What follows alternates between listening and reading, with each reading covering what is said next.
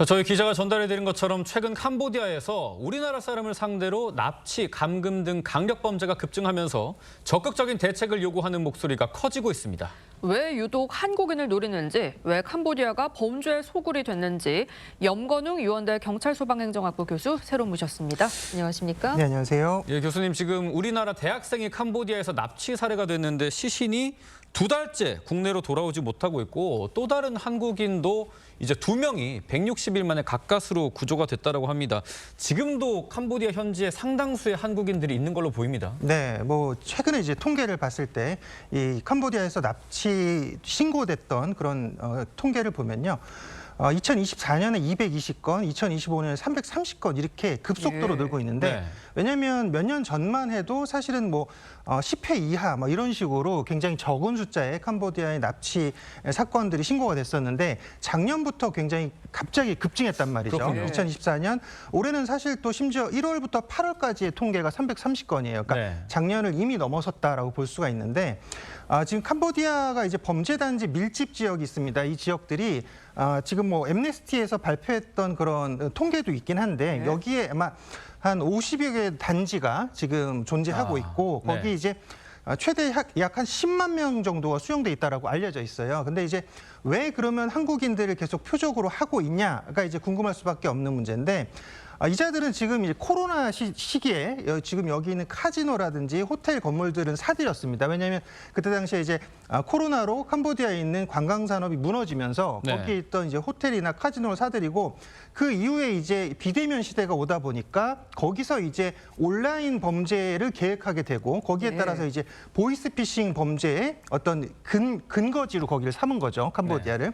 근데 지금 원래는 이제 중국 또 일본 뭐 이런 중국이나 일본 사람들이 표적이었다가 또 동남아시아 사람들이 표적이었다가 지금은 이제 작년부터는 한국 사람을 대상으로 표적을 삼고 있고 왜냐하면 한국에서 지금 보이스피싱으로 얻는 수익이 굉장히 높기 때문에 지금 한국 사람들을 대상으로 지금 보이스피싱을 위한 여러 가지 그런 뭐 유도를 통해서 지금 한국인들을 납치하고 있는 사례가 증가하고 있습니다. 네, 그런데 숨진 대학생과 구조된 2명이 같은 조직에 감금이 됐었다 이런 보도도 나왔거든요. 중심 조직에 있는 건가요?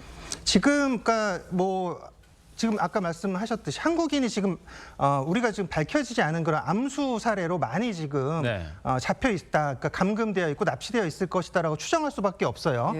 그런데 지금 뭐 여기 지금 한국인 2분 같은 경우는 다행히도 돌아왔는데 지금 이번에 8월 8일에 사망했던 지금 이 한 대학생 같은 경우는 안타깝게도 8월 9일 날 우리나라에서 이제 현지 당국과 협조를 해가지고 구출 작전을 펼친 사례가 있더라고요. 그래서 8월 9일 날 14명을 구조했는데 그 전날에 사망을 했기 때문에 아마 구조가 못 됐던 것 같고요. 그래서 지금 일단은 현지에 지금 우리가 지금 공개된 사례는 2분이 지금 우리나라로 송환이 되셨고 다시 들어오셨고 지금 한 분은 사망하셨지만 앞으로도 이런 사례가 발생할 가능성이 지금 매우 높다라고 봐야 될 것 같습니다. 지금 관련해서 국민의힘 나경원 의원이 민주당이 사법부를 압박하면서 정치 보복에만 몰두하는 동안 우리 국민들이 납치 실종되고 있다라고 강력하게 비판을 했습니다. 민주당 정권이 이걸 방치하지 않고 있냐라는 건데 국민의힘에서는 좀 어떻게 보십니까?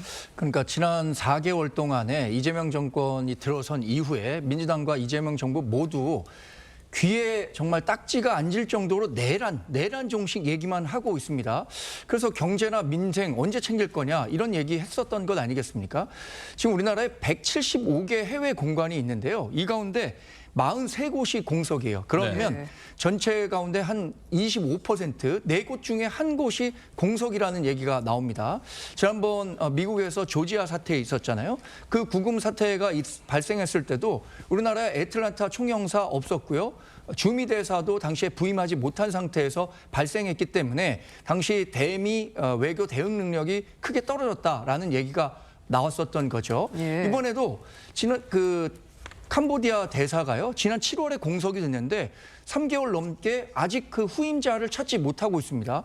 이 인사 관련해서는 해당 그 국가의 대사나 영사가 있느냐 없느냐에 따라서 그 대응 능력에 큰 차이가 있음에도 불구하고 이런 부분들을 미처 챙기지 못하고 있는 거 이것은 이재명 대통령이 스스로 좀 잘못하고 있다라는 점을 반증하고 있다는 거 아닌가 이렇게 생각합니다. 네, 말씀하신 것처럼 특히 지난 7월부터 주 캄보디아 한국 대사가 3개월째 공석인 상황인데 이 부분 어떻게 보시는지요? 뭐 아무래도 컨트롤 타워의 중심이 대사이기 때문에 네. 신속하게 임명이 돼야 되겠죠. 그런데 대사가 아직 임명되지 않은 상황, 그리고 최근 뭐 우리나라의 정치 상황과 지금 이 캄보디아의 범죄 상황을 원인을 그렇게 말씀하시는 것은 전혀 네. 사실과 맞지도 않고요. 불필요한 정치 공세라고 봅니다. 우리 국민들이 이렇게 고통을 겪고 있는 문제까지 이런 방식으로 정치의 영역으로 끌어들이는 게 적정한가라는 생각이 들고요. 굳이 말씀드리건 이건 뭐 전 정부 현 정부 책임으로 볼 것은 아니지만 2022년 이후부터 급증한 거 아닙니까? 예. 그러니까 이임된 박정욱 대사가 대사로 임명된 직후에 범죄가 급증했습니다. 윤석열 정부 시절이었죠.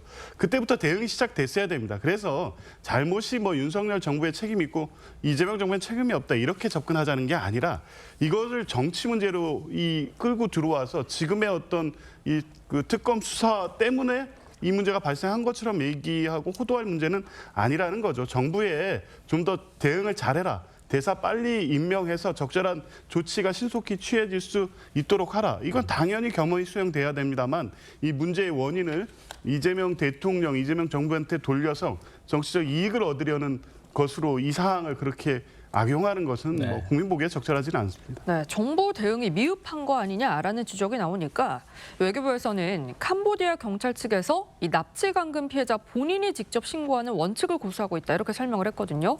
강금자가 있다는 사실을 눈치를 채고 이 주위에 제3자가 신고를 해서 출동을 해도 본인이 강금 사실을 부인하면 이게 소용이 없다는 뜻인가요? 네, 일단 외교부의 이제 발언에 의하면 왜냐하면 지금 캄보디아에서 이렇게 복잡하게 절차를 하는 이유는 직접 신고 절차를 요구하는 이유가 과거 이제 제3자가 신고를 해서 출동을 해봤더니 정작 당사자들이 감금 사실을 부인하고 이 스캠센터 잔류를 원하는 경우들이 있었다. 그런 사례들이 지속 발생했기 때문에 여기에 대해서 지금 캄보디아 경찰 신고는 본인이 직접 해야 되고요. 또 신고자의 현재 위치, 또 연락처, 건물 사진, 거기에 또 명칭 동호수까지 기재해야 되고요. 네. 여권 사본, 또 얼굴 사진, 또 본인이 구조 요청한 영상까지 보내라고 이게 이 모든 요건들이 갖춰져야 네. 이 지금 납치 신고를 받겠다 그리고 출동을 하겠다 이렇게 지금 캄보디아 경찰 측에서 얘기를 하고 있는 거거든요. 네.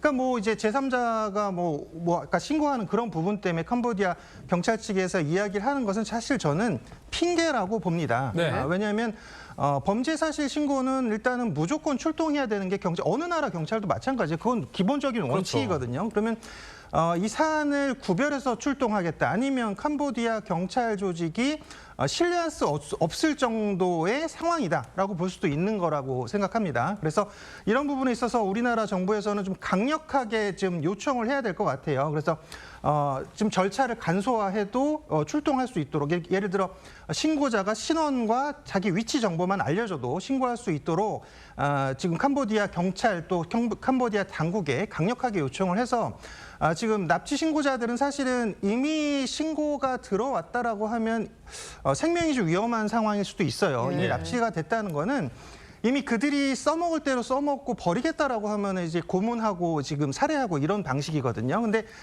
지금 우리나라 사람들을 여기 데려가는 이유가 왜냐하면 그러니까 우리나라에서 보이스피싱을 하기 위해서는 대포 통장이 필요한데 네. 외국인이 그것을 지금 개설하기는 어렵죠. 그러다 보니까 이번에 그 8월 8일 날 숨진 그 대학생 같은 경우도 지금 조사해 봤더니 지금 한국에 있는 그 지금 모집책이 접근해가지고 대포 통장을 당신의 통장을 캄보디아에 가져가면 비싸게 쳐주겠다라는 말을 듣고 출국을 했다라고 했어요. 그러니까 이런 그 지금 해외 캄보디아에서 한국인들을 통해서 통장을 만들어서 이것을 대포 통장으로 해서 그다음에 보이스피싱에 지금 일단 자금으로 활용하게 하고 그다음에 또 거기 보면 뭐 보이스피싱에 또 가담하게도 하는 거예요. 무슨 네. 얘기냐면 보이스피싱이 우리가 과거에 알기는 뭐 지금 뭐 예를 들어 지금 중국 동포 이런 분들이 이제 어눌한 말투였는데 지금은 이제 한국인들을 이렇게 납치해가지고 이 사람들이 이제 보이스피싱을 하게 하는 이런 것들이기 때문에 여기에 대해서 지금 우리가 적극적으로 대응할 필요가 있고요. 또 여기에 대한 또 좀 법령을 좀 바꾸고 네. 그다음에 캄보디아 당국에 좀 협조 요청을 강력하게 요청할 필요가 있습니다. 알겠습니다. 더 이상 이런 범죄가 이어지지 않도록 시급하게 대책을 마련해야겠습니다. 세 분 말씀은 여기까지 듣겠습니다. 오늘 말씀 감사합니다. 감사합니다.